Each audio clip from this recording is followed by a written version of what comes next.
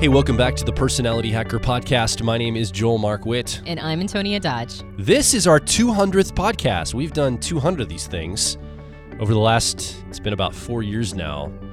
And we did a special podcast on the 100th episode. And now we thought we'd do a special podcast on this 200th episode because I've been in podcasting since 2006. And getting to 200 podcasts, I mentioned this on episode number 100, is a feat like climbing Mount Everest, I think, in the podcasting world, because it is hard to maintain a podcast for that long, week in and week out, every single week releasing a show. So I'm really proud of us. We made it this far. Yeah, me too. And I, especially to a typology audience that understands typology, we're perceivers. Like, I feel really good that we were able to commit to something like this and make it all the way to 200. Now, granted, we both get into flow when we're podcasting, so that's probably why we've committed to it, because it's pretty intrinsically rewarding to be able to just, talk about whatever I want to talk about and believe that there's an audience of people listening. I mean, that's pretty rewarding for me. So it probably wasn't as big of a commitment now that I think about it, because it's just an awesome thing for us to be able to do. But that said, as intrinsically rewarding as this podcast has been to record, I still feel good that we committed and stuck with it for 200 episodes. It feels good. Yeah, and it's like I said, I've been doing this a long time. Not this podcast, but other podcasts in my life. And really, when you get this far in, it's kind of like your grandparents in the podcasting world. We've actually seen podcasts talking about Myers-Briggs start and run to their completion in the middle of our podcast run. So after we started, certain new podcasts started, and I guess they petered out. They just weren't able to maintain that week in and week out or that daily or whatever schedule they had, and they stopped podcasting. And we're still going. We're still hammering at it. And I can't say that it's been easy all the time. One of the things that I think we've determined is, like, for me, as an example, if I lose momentum from something, like if we missed 1 week in this experience, I wouldn't be able to keep going. Like, I had to be consistent every single week, releasing on, holidays, times we didn't feel like it, whatever. Even if we missed, like we didn't get the recording out in time, backdating it to the Monday when it was supposed to come out. Little things like that, because it was important for me to keep that momentum going. I think that kept us moving to the 200 mark. And we're not done. I mean, we want to keep going this. We want to continue this experience and relationship with you listening well into the future.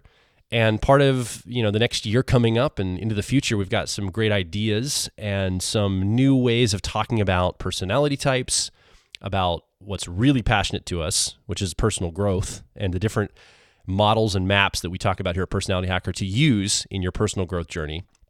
So there's a lot of exciting stuff coming in in front of us, I guess. And if you're a new listener, one of the things that we've also decided to do in this podcast is make everything what we call evergreen, meaning that you could go back to our episode 1 or episode 3 for 4 years ago, and nothing should be dated. Nothing should be time stamped to where it wouldn't make sense now in your life. We purposely created all of the content to live for as long as it could. So we didn't talk about current events or anything like that. We talked about principled things. We might relate them to current events, but we always made sure that it was relatable no matter what time period of life it was, so that you could have access to that indefinitely. Yeah, I think we did one that was a current event because it struck us so personally. If you go back when the Baltimore City riots were happening, because we were like driving through the riots or the riot section, I think that struck us very personally. So I think there's like one of all of the podcasts that's it's almost time-stamped. Yeah. But you were talking about, it's like we're grandparents. Are you basically insinuating it's like we're at that time of life where other people are dying around us and we keep going? I guess podcasting-wise, that might be the case. That's funny. And some of those podcasts were great. I listened to some of them. They were really good. And I think it's just a season in their life where it was complete for them and they moved on to, to other things. And some of those podcasts have been fantastic podcasts. Oh, yeah. And yeah, it is interesting. It's kind of like watching something be given birth and have a life cycle and then have a completion. And it does kind of feel like we're old duffers now. Yeah. Well, and if you tried podcasting, you know how it's seemingly something that, I can do that. That's great. And anybody can do it if you put the time and dedication and you're focused on it. It's very possible for you to do. And I'd encourage you, if you're listening and you've ever had an idea for something you think would benefit the world, I'd love to inspire you to take some of the things you've learned, maybe here at Personality Hacker, and create your own podcast, share it with us. Maybe we can share it with our community if it's something that would be valuable for them. I think it's a great outlet for you. It's a great format to get get good content into people's hands and minds and hearts. And I would love to encourage you to do that. But it is a commitment to do it well and to do it for the long haul. Let me put it that way. And not to sound too, I'm sorry, I didn't mean to cut you off. No, keep going. It's good. Not to sound too cliche, it's also a journey. You mentioned that we created these to be evergreen, so you can go back to the first podcast and it should still be just as relevant. And I was thinking you were about to say there shouldn't be any differences, but or you didn't say that. You meant that it should have a feeling of being current. And when I thought you were going to say it shouldn't have any differences, I was thinking in my mind, except that I think we've gotten better over time. I think we've gotten a lot more, when we first started, it was a little Yeti $100 microphone sitting between us. And we, flipped a coin to determine who got the bad side of the Yeti, because there was like one side of the microphone that was higher quality than the other side. And I think I usually struck tails. I think I usually got the worst side of the microphone, so I had to talk louder into it. Which you talk louder normally, so it doesn't matter. You're the only person on this planet that I don't talk louder than. You're the one person who can outmatch me. But it was just this little Yeti microphone, and we usually tried to find the most studio-like room that didn't have as much echo. And sometimes we'd throw like pillows up or, like blankets to dampen some of the echo.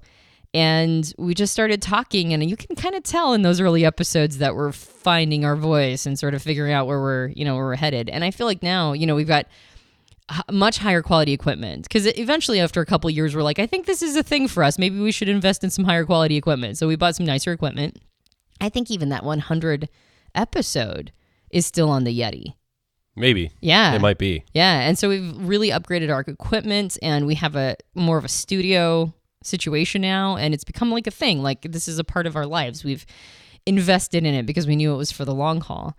But I feel like what's nice about having done podcasts for so long, and I know you'll have to forgive me, I'm waxing nostalgic now, because this is an opportunity to sort of talk about us right now. Like, hey, we made it to 200. So now I'm being really like self-obsessed and just talking about our equipment, which is not interesting to anybody, I'm sure. But it's been a journey of finding our voice and getting to a place where, with my lips in front of this microphone, I'm not as nervous as I used to be. Now I just talk about whatever is authentically coming up, obviously, because I'm doing it now.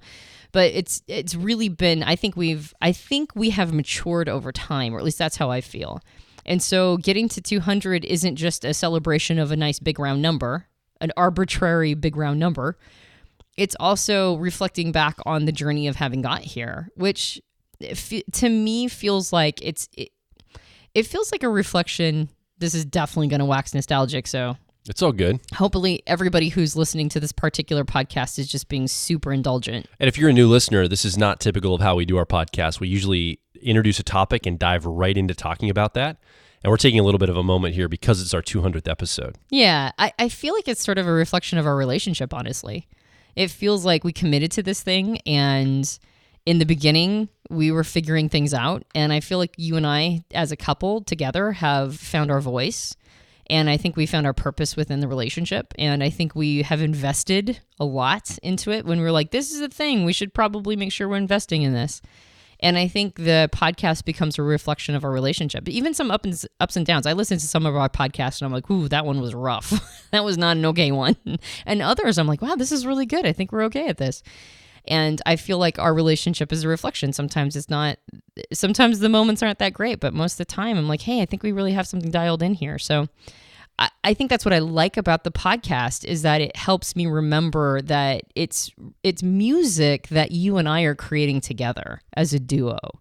And that makes it really special to me, because it's really about not that it's not about the audience, but it's really about kind of our relationship that really strikes me. So sometimes I wonder if we're relationship porn for people too, know? And I think a lot of the personal growth stuff we talk about comes out of some of the struggle, some of the things we learn, some of the things that we have to encounter in life, in our relationship, in our personal lives. And we're basically using it as almost a laboratory for, okay, how can we grow through this? And then we share it. It's almost as soon as we go through it, sometimes when we're in the middle of it, we'll share it. Like, hey, here's what's going on, and here's what we're working on, and here's what we're tweaking, and here's what we're changing in our lives. And what's a little self-serving and exciting about it is not sharing it and having other people be like, wow, that's amazing. What's really powerful about it from my standpoint is we share what's going on for us, maybe some of the struggles. And here we have this community. It's almost like we've got you as a friend listening, listens in, and then you give feedback to us in the form of comments or questions or whatever on the website, on the Facebook communities. And we get to get your experience too. And it's a blessed experience for me. And I'm sure I'm speaking for you too, Antonia, where we get to sit down at this microphone and talk to you every week. And then you give us feedback on what we're talking about and some of the ways we're seeing things and how it's impacting you. It's this co-creative, I feel like you've got our back in a way. And I feel like we've got your back. I feel like we're creating this, almost this 3-person relationship between the 3 of us, you listening and the 2 of us. Moving forward, the 3 of us are going through this experience of growing and learning together. And it's a really unique, bizarre, when I say bizarre, I don't mean in a bad way, just a very unique, it's a blessed bizarreness. Like it's this amazing experience from my standpoint. I'm hoping it's from your standpoint too, as you're listening. I think it also keeps us very accountable, because if we started talking about something that we weren't integrating ourselves, that third person would call us so fast, they would be able to hear it. Like they just sniff it out. They would know whether or not we were speaking from a place of, putting ourselves in a position of being an expert or a guru and not really integrating it. It's like you can hear it when somebody's talking about something they themselves are making sure that they first integrate or are currently attempting to integrate before they share it. And so I think that you as the third person also keep us honest. You keep us in integrity and in alignment and accountable to the concepts that we're teaching, because you'd be able to hear it. You'd be able to hear if we were, just blowing smoke up your ass. Yeah. I think people are smart enough. Yeah, and I really appreciate you being here every week. I think it's awesome. So I just jotted down 3 little notes here. Again, this podcast is going to be a little different. If you're a new listener, please don't assume this is how the podcasts go. We're going to touch upon a couple things here based on the fact this is our 200th episode. And I like to use these 100 and 200 marks every 100 episodes almost as like a framing experience, to where we're framing how things will be, where we've come from and where we're heading in the future as far as what we're doing here at Personality Hacker. So if you're a new listener, I'd recommend you go back and listen to some of our more popular podcasts and maybe even come back to this one after, because this is definitely a podcast that if you've been listening for a while is going to be very beneficial, I think, for you to hear a little bit about what our mindsets are doing. I jotted down 3 words as you were talking, Antonia. I didn't think about this before we hit record, so this is right off the top of my head. So I haven't vetted this completely, but basically, I just want to talk about the podcast itself for a moment. And I just wrote down 3 words, 3 C words: content, community, and challenge. And when we think about the Personality Hacker podcast and what it is and how it's been shaped up till now and where it is in the future, again, we talked about how the content is evergreen, meaning that it's content's topical. It's not necessarily current event based, meaning it should be applied to your life. It can be applied to your life, 3 years ago and probably 5 years in the future, because it's principle based, it's topical based. It's about the things that all of us encounter in life, regardless of where we are in life.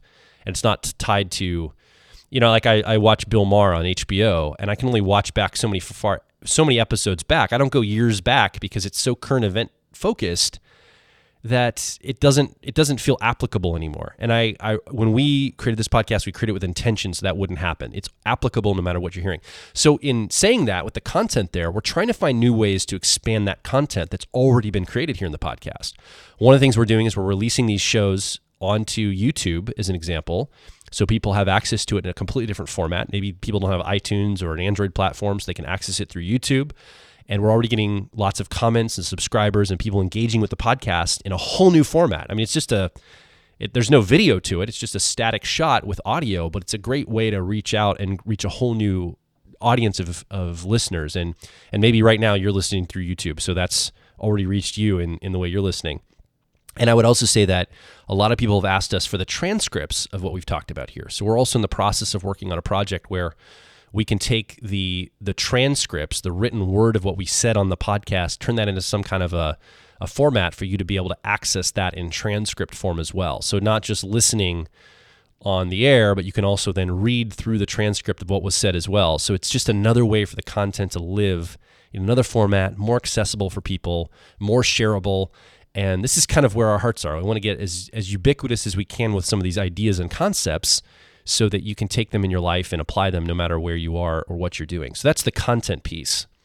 And then we've spent since the last recording, the last 100th recording on the 100 mark and this one, we've done a lot of experimentation by doing meetup groups where we've been out in the community, the podcast community, where we've gone to different cities right here in the United States to start, and we're probably going to do these international in the future, but we've experimented with a live podcast about a year and a half ago where we actually had a live studio audience, and you can go back and hear that. We did that outside of Philadelphia, and then we've been doing meetup groups where we've met people, where you've found a venue, maybe a restaurant or a pub or something, where we've had people drive 8-9 hours to come see us and hang out with the community of like minds, New York City, Atlanta, Florida, different places around the country on the West Coast and Portland.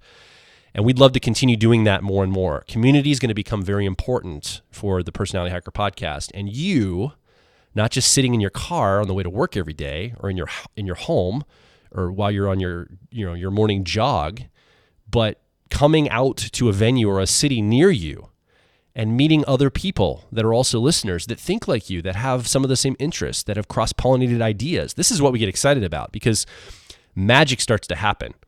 In fact, just by doing the handful or so of community events, the meetups that were very casual, very just, hey, we're going to do this in a couple of weeks. Anybody want to come out? We've had amazing response, overwhelming response. And there have been friendships that have been formed. We've hired team members for our company from those meetup groups. We have found entire lines of thinking and new ways of doing things, and new content has come from it. And that's just by doing it casually, just a few handfuls of these. So we're going to put a lot more intention to that in the future. I think that's really going to be the key going forward. Yeah, I know you paused because it looked like I was about to say something. The only thing that came up for me was that I think, and this was something that was suggested by one of our team members, that people are hungry for experiences. They don't want to just talk about this online. They actually want to be in each other's energetic field and actually have an experience around this, because I think that that's where the power is. Experiences are what shift us internally. Like, we know things are I think we have more power in ourselves when we have these experiences where we hang out with other people and go, man, I'm not the only one. Like, I'm surrounded by people who are like-minded and into the same stuff that I'm into and see the world in a very similar way, or maybe don't see it exactly as I do, but similar enough to know that I'm not alone in all of this. And so we want to facilitate that. It's become a major part of our personal mission to facilitate these experiences for other people, because we think that that's really where the power of true change lives. Not just in idea generating and sharing concepts, but actually having those experiences. And friendships are being formed, which is really cool. People in a same city or nearby forming friendships to basically learn how to go through life together. And maybe somebody that's married to a spouse or with somebody that you're in love and you're connected, but maybe one of you is an intuitive, for example, and the other's a sensor, and your wires are crossed, and maybe both of you aren't getting the conversation you want. And then you find a friendship at one of these meetups or connection points. And now you've got a friend who can go into those deeper, maybe intuitive type conversations. And you have an outlet for that. It doesn't feel so like you're so much out on your own or alone in your personal growth journey. So content, community, and the last one is challenge. The last word I wrote down is challenge. And one of the things I think that's really becoming clear to us, and this is going to bridge us into what I want to talk about today, or what we want to talk about today, this idea of challenge, meaning that it's one thing to sit and listen to personal growth concepts, sit here with us every week as the third person that can't talk back, and listen and maybe give some comments and maybe think about it on your own, and maybe you come online and even come to a meetup group and meet other people. It's one thing to do all of that and be in input mode and really open yourself up to new ways of seeing the world and new ways of thinking about how you can grow yourself as a person. It's another thing to take that and start applying it in your life and challenging yourself in ways that maybe really are uncomfortable. And one of the things I think we're going to look toward doing going forward from this 200 episode mark forward is find more and more ways to bring application to what we talk about, to bring challenge to what we talk about, to help encourage you to not only absorb information, not just absorb advice, but apply information and apply advice, begin to build upon that and see massive shifts happen in your life. I mean, wouldn't it be awesome if you take what you're learning and you take it and apply it to your life, and maybe you can shift something. Maybe you change careers. Maybe you shift your relationship to be this relationship that you didn't even know was possible. It's an amazing, beautiful relationship where you're not just in love, but you're supporting each other, and you're figuring out whatever it is that you're doing together, maybe as a couple. And maybe it's a career move, and you get to do the passionate thing. You're no longer, what Julia Cameron calls in The Artist's Way, a shadow artist anymore, where you're doing a kind of a sideline thing in your industry that you're interested in. You're actually doing the thing that you want to be doing. You're actually doing the thing that you think is the thing you bring to the world. The passion or the mission or the purpose that you show up to in the world. So I think challenge is going to be a lot of what we're going to bring forward in the podcast and all the other stuff that we do as we begin to stretch out the content where you can access it, develop the community of people of like minds just like yourself in real time where you can meet people in person, and then challenge each other to be able to be better versions of ourselves going forward. And I'm really excited about that. I think we've got a really interesting year coming ahead, and just into the future. It makes me excited to think about all the potential of you being on this journey with us. So let's talk about kind of what we want to talk about today along this vein of where we're at on the 200th episode of Personality Hacker. I've been reading a book recently, and I've been reading it to Antonia, bits and parts here. This is recommended to me by a friend of mine, and I picked this book up. This is by Peter Thiel. Peter Thiel was the original founder of PayPal, along with Elon Musk. And he and Elon Musk founded PayPal, and a bunch of other guys founded PayPal, and then they all went on to create their own companies. I think the founder of LinkedIn was part of they call it the PayPal Mafia in Silicon Valley, right? Peter Thiel wrote a book recently, I think it was a couple years ago, called 0 to 1. I picked this book up, and I would say out of most of the books I've read recently, this has probably changed my perspective on a lot of things in a big way. And I think, I don't want to speak for you, Antonia, but I think it was pretty shifting for you as well. I don't know to what degree specifically, but I think it was a big shift for you as well. It was massively shifting for me. Well, you're the person who's reading it, and I'm benefiting from the highlights and the pieces you've gleaned, and the elements that I think cause some of the biggest shifts for you are obviously things you've shared with me and we've had conversations around. So I think that's going to be more impactful for you, but the concept that I know that you're going to share on this particular podcast, I think is pretty big. Yeah. And it's one that we've been talking about in terms of, how to apply it specifically to Personality Hacker. And the name of the book and the concept is kind of woven into the same thing. So because you're the person who's read the book and I've only gotten the benefits of reading bits and pieces of it, I think you should introduce the concept. Sure. So in order to introduce the concept, I just want to make a quick note that I'm going to talk a little bit about economics, and I don't want to get into a conversation about the moral or even the validity of any economic model. It's just for the sake of talking about the concept in the book. So in the book, Peter Thiel, this idea of 0 to 1, basically the idea of 0 to 1 is this concept of going from nothing and creating something new. So going from zero to creating, something out of nothing, basically. Or, computer code, I guess it's ones and zeros, this idea of something being on or off in computer. You're actually creating something new. There's something new that's emerging out of this. And he basically creates, and we talked about this in one of our podcasts a long time ago, the difference between a vertical model and a horizontal model. And this idea of 0 to 1 would be a vertical model, creating something. And he talks about technology as the bedrock of this in the book. And he opens up the book talking about capitalism. And he gave me a big reframe around this concept of capitalism. And again, I don't want to get into the debate of capitalism versus socialism versus any kind of economic theory. That's not my point here. The point is that he gave me a reframe around what capitalism in his perspective is. And he talks about this notion that, we hear this rhetoric that capitalism is all about competition. It's all about, opening up the markets for different businesses to compete with each other. And he said that's really not the goal of capitalism. True capitalism is actually about creating monopolies. It's actually about not having competition. If you're a true capitalist, the last thing in the world you want is to have competition. You don't want to have people competing for maybe scarce resource.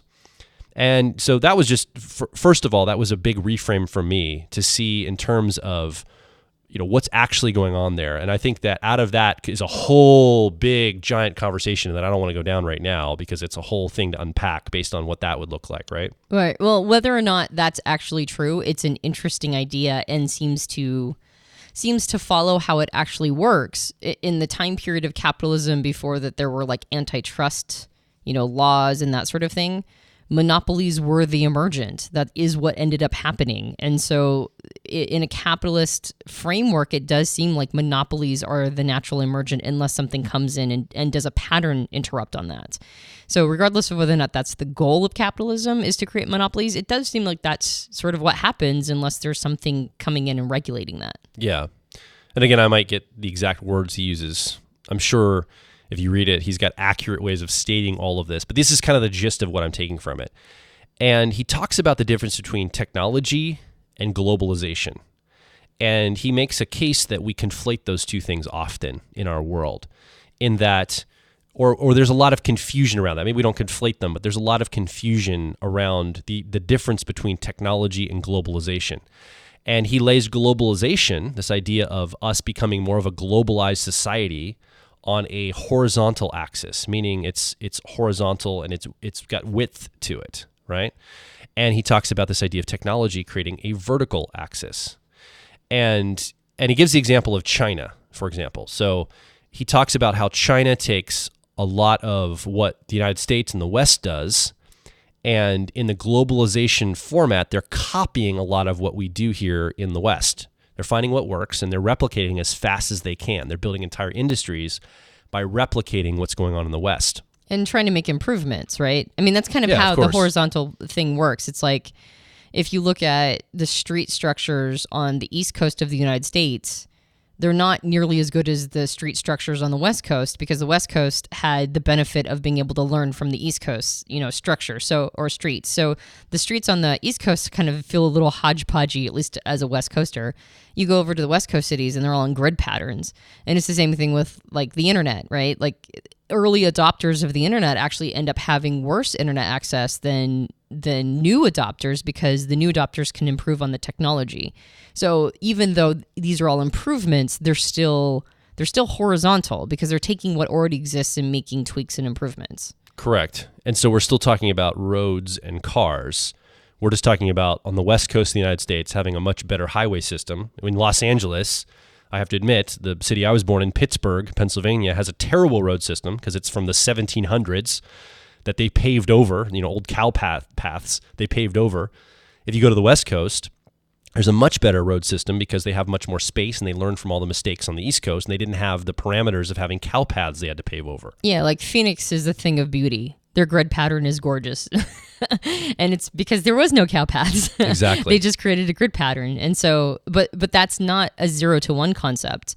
It's not creating something new. It's making improvements on whatever existed. That's accurate, right? Yeah, absolutely. And so what's happening is we have a globalized world emerging where there's more competition for the same amount of resource.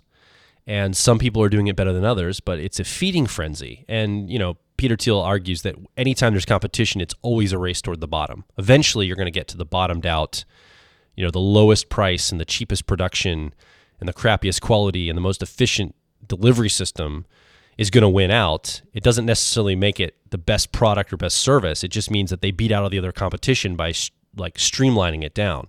And every industry and every business kind of goes through this idea of trying to compete in a bloody shark waters, I guess, of competition. And the book Blue Ocean Strategy hints at this as well, where they talk about, a lot of businesses and a lot of industries are in this competitive ocean of sharks just getting torn up. And the book posits you need to create a whole new blue ocean, thinking outside the box. It's kind of the same concept of going 0 to 1, creating a whole new thing of how we see stuff. So I don't want to go too far into the weeds. I had to give all of that backstory to kind of get to where we want to talk about today. It's a great read, and I'm sure if you read it, you might pick up some other things. I'd love to hear your take on some of the concepts that Peter Thiel talks about, and that's just one part of the book. He talks about a bunch of other stuff in this book. I mean, it is really reframed how I think about things, and even hearkening back to what we've talked about on a podcast before, the Graves model or spiral dynamics. I think he has a lot of ideas that as the world shifts from Graves 4 or blue to Graves 5 or Orange, I think some of the things he talks about in this book are relevant to that shift happening and that shift coming. And if we want to be really good stewards through that movement, through that shift, because it's going to happen, I think some of these ideas in this book could be really helpful. So I couldn't recommend the book strong enough to you. So then, and I'm going to almost act a little bit like an interviewer because, again, you're in a position of knowing. Sure. What does a vertical move look like as opposed to a lateral move? So he uses the example in the book, just a basic example, that if you have a typewriter and you're a company and you copy that, you build 100 units of that typewriter and distribute them, you have basically created a horizontal model. You're going to beat out your competition because you maybe have more typewriters manufactured than the next typewriter manufacturer. But if you're a typewriter manufacturer and you get your R&D development team together and they invent and develop the word processor, meaning that it's electrical, it doesn't, have to physically type out. You get to see all the words on the screen first, and then you hit print after you get it all organized and assembled. That's a 0 to 1 concept. That's a vertical move, meaning you're not just replicating what's already there or doing it better. You've actually invented something completely new. It's something in the same industry. It's still maybe writers and authors would use it, or people that have to write for a living, or business people. But it's a whole different way of engaging with the tool. So you've actually created some new technology. You haven't just globalized the technology you already have in that. So that's an example that he gave in the book of the difference in how he sees it.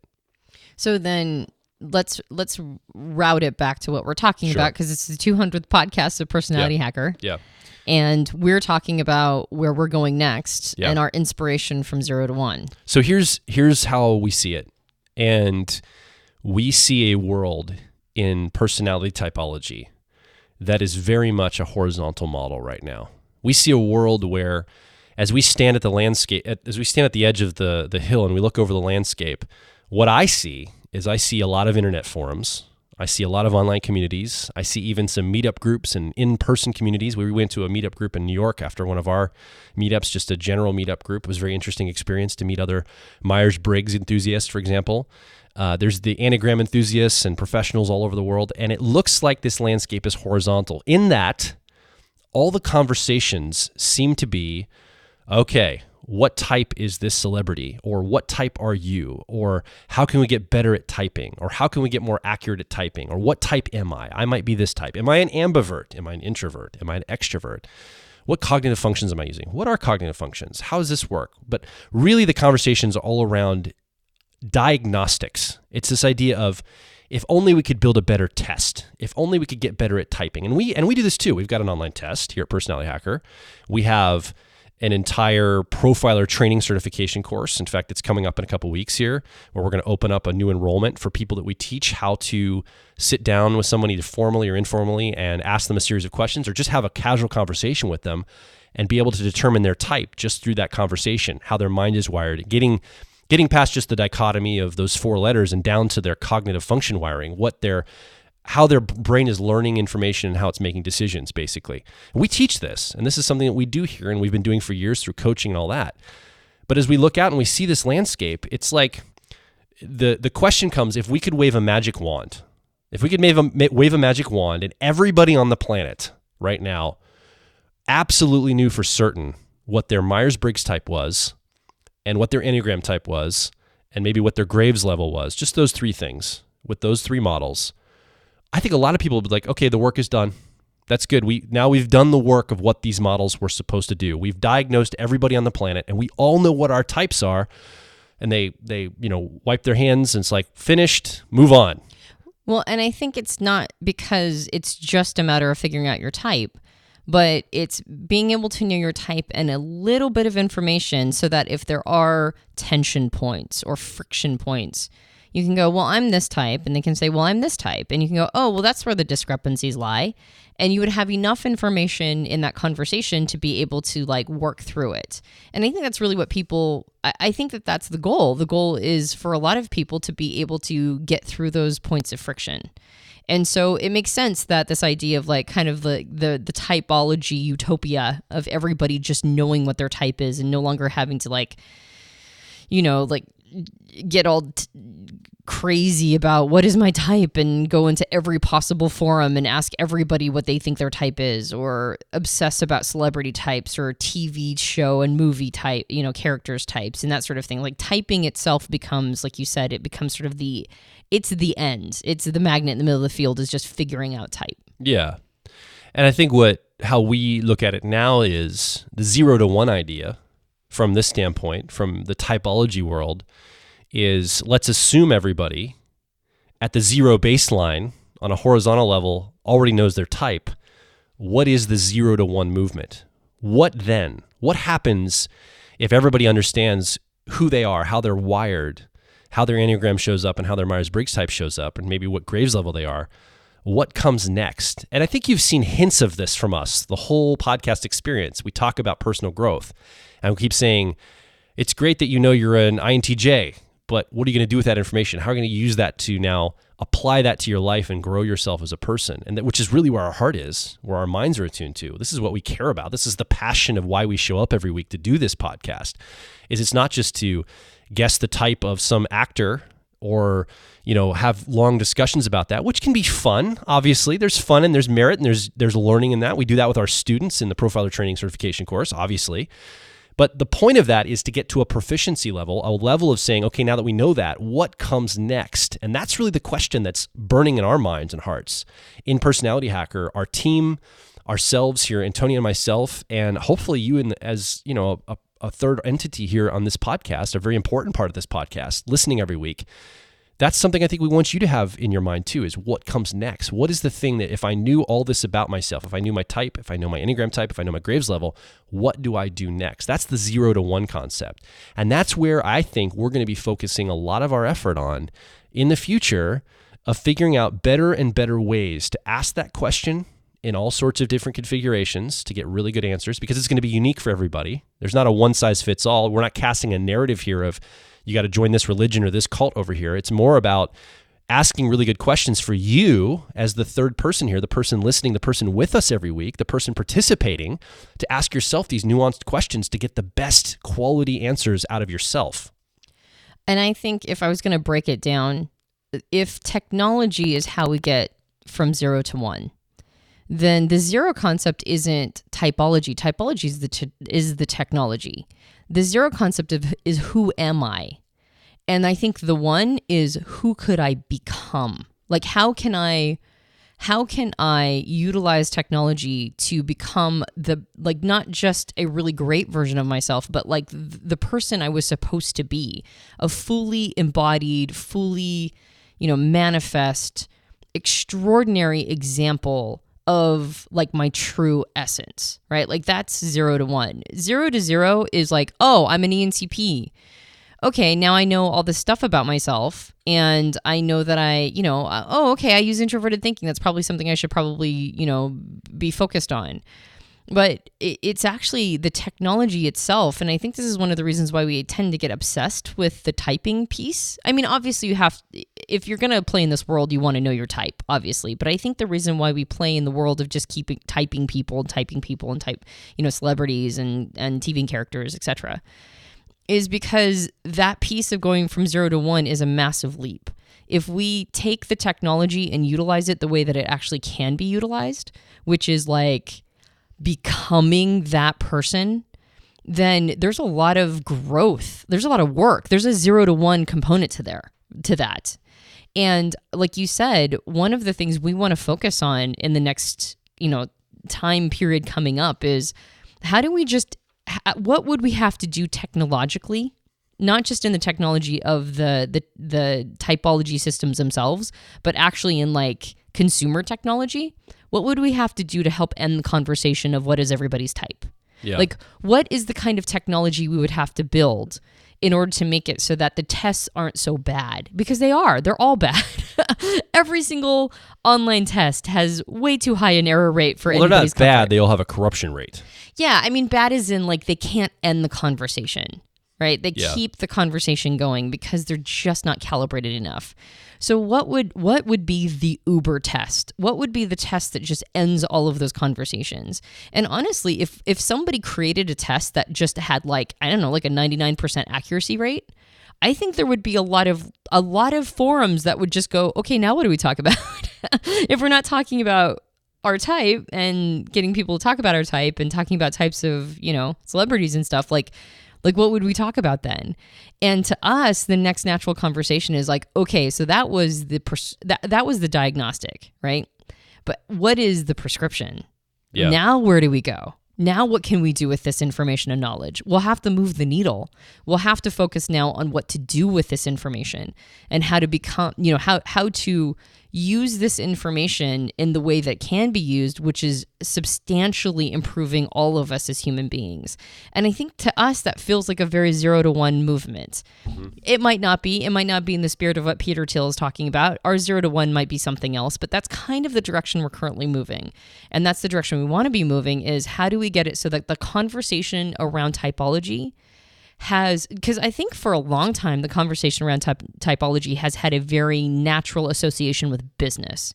A lot of people were introduced to Myers-Briggs in their careers, or when they were trying to find a career in college, or in a team building, process at work. Like, it's almost like this has been sort of intrinsically linked with an achievement piece. And what if there was an equal amount of association with typology to personal development and growth, and an equal association with becoming the best version of yourself? And I think that's really our direction, is we want to get the conversation to have that almost conflated attitude where we use this to become amazing. Yeah. Yeah. And I guess I'll do a little more chastising before I move on. I just I love, obviously we do this for a living, right? We love talking about type and all that. And sometimes we'll be out at a meetup group or talking with people online. And, if you've been following what we've done, we talk about the CAR model, the 4 technically called cognitive functions in what's called a cognitive function stack. We've created a CAR model to be able to help understand that. And, there's 8 cognitive functions in a person's personality. Anybody has 8 cognitive functions technically accessed, or to be able to access. But 4 of those are what a lot of people have identified, and even Beebe talks about this, the idea of shadow processes. And sometimes we'll get questions about that. Like, what do you guys think about basically the 4 cognitive functions that aren't obvious to your personality? People will ask us that. And my response, what I want to say, I don't say this because I want to be gentle, and because I've been doing a lot of thinking about this. The person asking me hasn't maybe done this much thinking about it. I want to go, what does it matter? Like, does it really matter what those are? Have you taken the 4 that you are aware of that are significant to you? Have you fully applied all the ways that you can use what you know about those to grow yourself in life? And then I think in terms of, well, you know what? Like, I get it. I understand that it's not all about just, okay, how can I take this and apply it immediately and push, apply, grow. You got to stretch 0 to 1. Let's do this, blah, blah, blah. Sometimes we do want to just talk about things that are interesting to us that are more esoteric or abstract. I remember back in my seminary days when I was training to be in full-time ministry, there were kind of the 2 schools of thought. The guys and girls that were in the classroom next to me that were learning this to become pastors or leaders in the kind of the realm we were in. Or then there were just the ones that really enjoyed just talking about it for its own sake and really getting into the nuances of all the theory and all that. And even back then I didn't have I love talking about the theory, but I kept going, to what end? Like, what are we going to apply this toward? Why are we just continually getting refinement around, whether Abraham worshiped the moon before he served God, or whether he worshiped the sun before he served, like all these little nuances of maybe what his experience was. We didn't really have any proof for it or anything. So the point of that is that I understand why someone might want to just talk about all the theory. And I think there's space for that. And I don't think that's where we are here at Personality Hacker. I think we love the theory. We'll talk about it. We'll talk about it a lot. But the end point after talking about the theory for a while is the question, to what end? Let's assume that we got the theory down now. How can we use this in our lives to grow? And that's the kind of conversation I think we're excited about moving forward with. Yeah, I think just to speak to that concept of the shadow processes, and especially like Beebe's 8-function model, all of that is super fascinating. Absolutely. I love talking about that stuff. I love talking about, and even how that can be applied, right? Like, there are ways that our shadow processes absolutely influence our lives. And so it's not just theory and concept, it's also application. And I think in that, talking about that model where there's a lot of different horizontal access points, in the zero, there's a lot of websites that go down those roads. There's a lot of different material online where you can really dive deep. And I think probably because we have a podcast that I think we're probably the number one Myers-Briggs podcast. I think that's accurate. I'm not 100% sure, but I think we'll just declare it now. If it's not true, we'll just say it is. Let's just pretend we are. I think we are. There's not a lot of Myers-Briggs podcasts out there, and that's one of the reasons. One of the reasons why we're number one is because we don't have any competition, or we have very little competition. And not to say that the other Myers-Briggs podcasts have not been great. Like I said, I listen to them, and I think they're all great for the most part.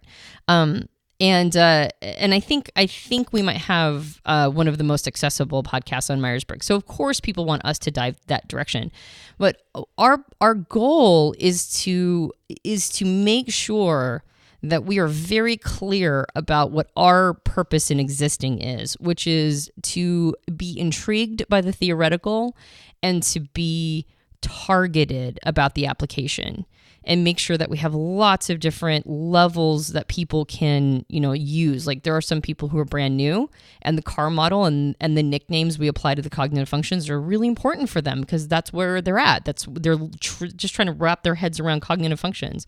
For other people, we just did a 2-part series on the inferior process and how it's your aspiration. And we dive a little deeper for people who are at that level. So I can appreciate why people want us to talk about things like the shadow processes, but before we go down those roads, we just really want to make sure people understand that this is not theory for us. This is this is one of the ways that we want to influence the world to become better. And so, and so it's like that. It's the move the needle conversation always. It's how to get it to one, how to make it so that people are applying this in their lives and helping the world become a better place. I mean, it's a cliche, but it's true. And so I think in this rambly, relatively rambly 200 podcast, this is one that, again, I'm assuming that you guys are being pretty indulgent. You, the listener, is being pretty indulgent. It's really a matter of also getting community feedback. What do you think would be moving the needle from 0 to 1? What are ways that we can use this technology to help mankind become better? Because one of my favorite quotes is effectively it's about how we have very old draconian, biology and social technologies with these just absolutely lightning speed development of consumer technologies. We've talked about this on the on the podcast before. And so if we don't hurry up with our social technologies, we're going to end up creating things that will be our undoing because we'll create technology that we can't keep up with as humans. So how do we make sure that the social technology piece is in there and is important and is acknowledged and is really we're really moving the needle on that? So it's also a matter of opening it up to the community. What do you think as an individual? What do you think moves the needle from, how do we go from 0 to 1? How do we make sure these social technologies are really helping us as individuals improve who we are? And I think this is a personal experience thing from my standpoint. I gave that example of being in seminary earlier and kind of going, okay, to what end? But I have to admit, as we're talking, I don't know about you listening, if this is your experience, but for me, if I'm faced with a personal growth path in front of me, sometimes I'm getting better at this, by training myself out of this behavior, but sometimes I'm looking for any possible distraction that feels like personal growth work, that feels like I'm getting more understanding or more nuance around something, but I'm not actually growing. I'm just understanding something in more nuance. And I found myself even in typology at times, especially in the early days.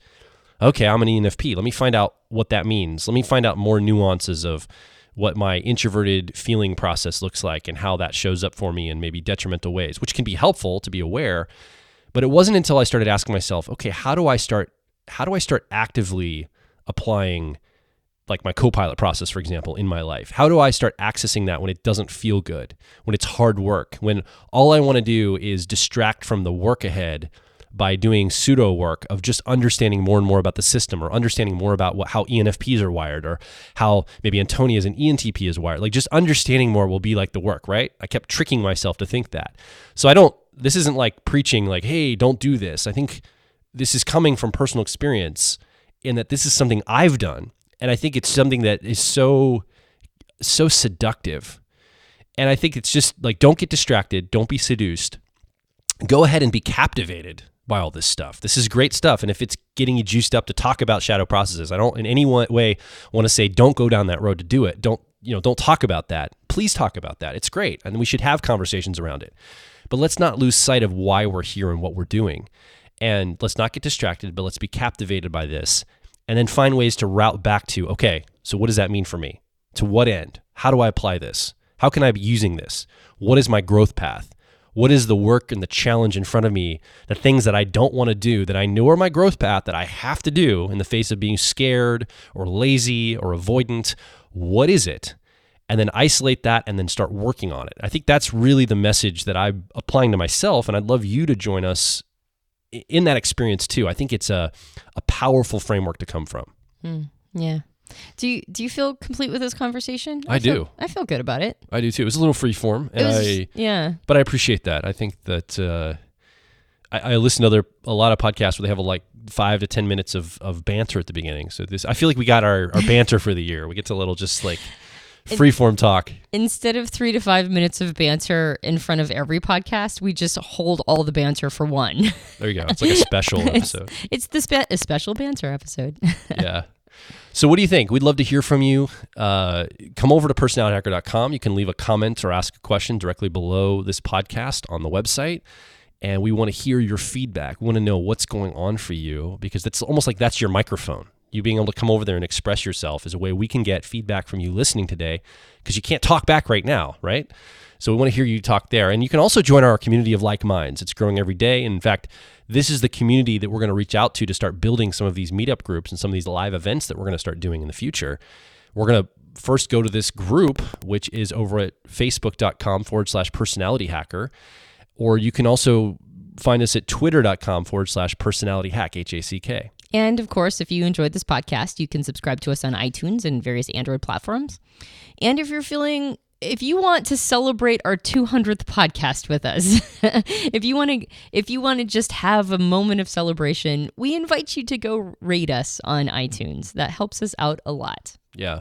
I love you, by the way, for doing 200 podcasts with me in this life. Too. It's pretty cool. Yeah, no, like I said, I feel like we're a duo, and I feel like this is part of the music that we create together as a couple. So I thank you very much. I love you too, and I really appreciate you being on this journey with me. Cool.